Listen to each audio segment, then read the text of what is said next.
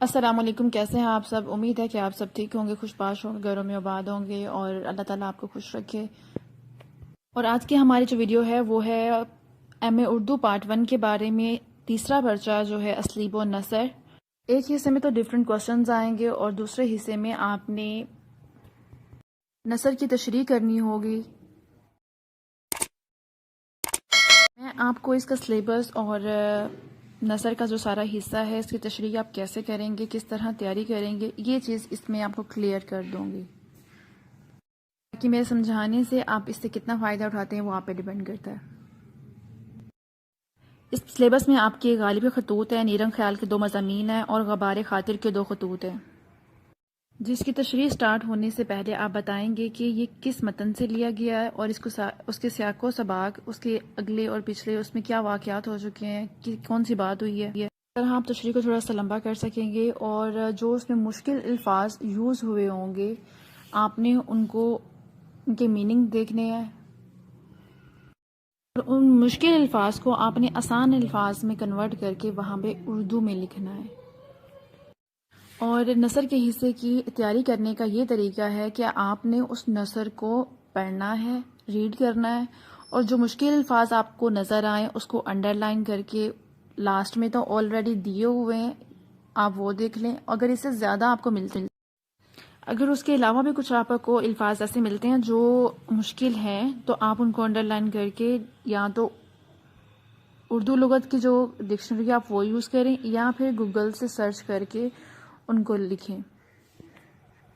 جب آپ اس نثر کی ریڈنگ کریں گے، مشکل الفاظ دیکھ لیں گے، آپ خود سے اس کو آسان الفاظ میں لکھ سکیں گے، اور جب کوئی آپ کو 5 سے 6 لائنز پیپر میں آئیں گی تو آپ بتا سکیں گے کہ یہ کون سے حصے سے لی گئی ہے، کون سے خطوط سے لی گئی ہے۔ یا پھر آپ ایسا کر سکتے ہیں کہ آپ 5 سالہ پیپر جو حل شدہ ہوتے ہیں یا غیر حل شدہ بھی لے سکتے ہیں، اس میں جو نثر کے حصے آئے ہیں آپ ان کو چیک کر لیں، وہ کس جگہ سے آئے ہیں اور اس کی تشریح کیا بنتی ہے۔ آپ خود سوچیں اس کے نوٹس کیا ہو سکتے ہیں، اس کے نوٹ نہیں ہوں گے، اور آپ نے کیا کرنا ہے، آپ جب ان کو ایک دفعہ ریڈ کر لیں گے نثر کے حصے کو، تاکہ آپ تشریح ریڈ نہ کریں، آپ کو یہ پتہ چل جائے کہ یہ والا فقرہ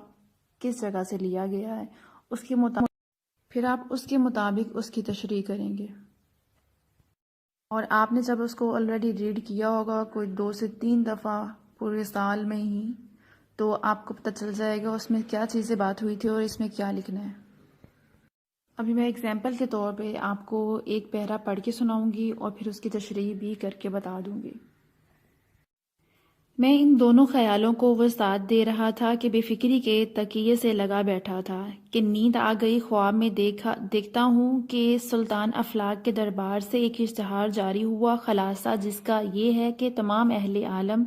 اپنے اپنے رنج و الم اور مصائب تکالیف کو لائیں اور ایک جگہ ڈھیر لگائیں۔ چنانچہ اس مطلب کے لیے ایک میدان کو میدان خیال سے بھی زیادہ وسیع تھا تجویز ہوا اور لوگ آنے شروع ہوئے۔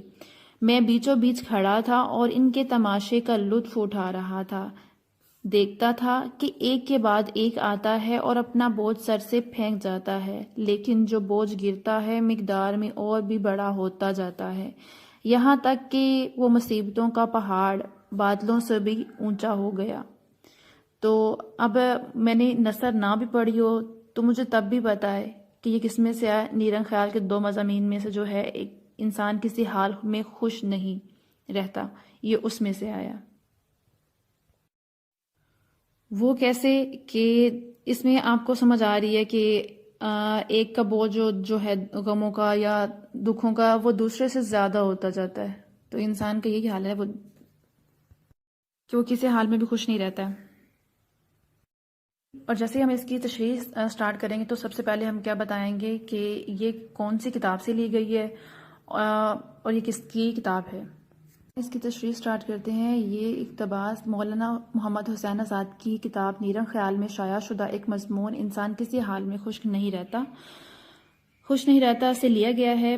فاضل مصنف انسان کی نفسیات کا بغور تجزیہ کرتے ہوئے اس نتیجے پر پہنچتا ہے کہ ہر شخص اپنے حال سے مطمئن نہیں ہوتا اور اس کو خوب سے خوب تر کی تلاش ہوتی ہے۔ اس پردے میں فاضل مصنف نے سقراط حکیم کا حوالہ دیا ہے، جس کے بارے میں انہوں نے لکھا ہے کہ سقراط حکیم نے کیا خوب کیا تھا کہ اگر تمام اہل جہان کی مصیبتیں ایک جگہ پر لا کر ڈھیر کر دی جائیں اور پھر ان کو سب میں برابر بانٹ دیا جائے تو بھی لوگ مطمئن نہیں ہوں گے۔ پھر بھی ہر شخص اپنی پہلی ہی مصیبت کو اچھا سمجھتا رہے گا۔ مولانا کا خیال ہے کہ وہ ان دنوں خیالات کو وسعت دے رہے ہیں اور کچھ اس انداز میں اپنا موقف بیان کرتے ہیں کہ میں بے فکری کے عالم میں سو گیا، خواب میں دیکھا کہ سلطان افلاک کے دربار سے ایک اشتہار جاری ہوا کہ تمام اہل دنیا اپنے اپنے رنج و الم اور مصائب تکالیف کو لائیں اور ایک جگہ ڈھیر کر دیں۔ چنانچہ ایک بہت وسیع میدان میں لوگوں نے جمع ہونا شروع کر دیا۔ میں عین درمیان کھڑا ہو گیا اور ان لوگوں کا تماشا دیکھ رہا تھا۔ اس کے بعد ایک کے بعد ایک آتا اور اپنا بوجھ سر سے اتار پھینکتا، لیکن جو بوجھ گرتا مقدار میں اور بڑھ جاتا، یہاں تک کہ مصیبتوں کا پہاڑ بادلوں سے بھی بلند تر ہو گیا۔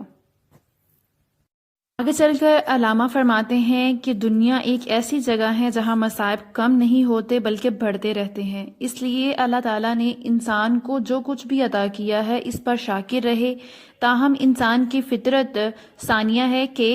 وہ کسی بھی حالت میں خوش نہیں رہتا۔ امید ہے کہ آپ کو سمجھ آ گئی ہوگی۔ اسی طرح خطوط غالب ہیں، آپ ان کو پڑھیں، ان میں سے جو مشکل ورڈز ہوں گے آپ ان کو آسان کر کے لکھ لیں گے، اور آپ نے یہ ضرور یہ والا ٹھیک آپ بتا سکیں کہ یہ کہاں سے لیا گیا ہے، خطوط غالب سے آیا ہے، نیرنگ خیال سے آیا ہے، نیرنگ خیال کا کون سا مضمون ہے۔ میں تو آپ کو یہ کہوں گی کہ آپ کو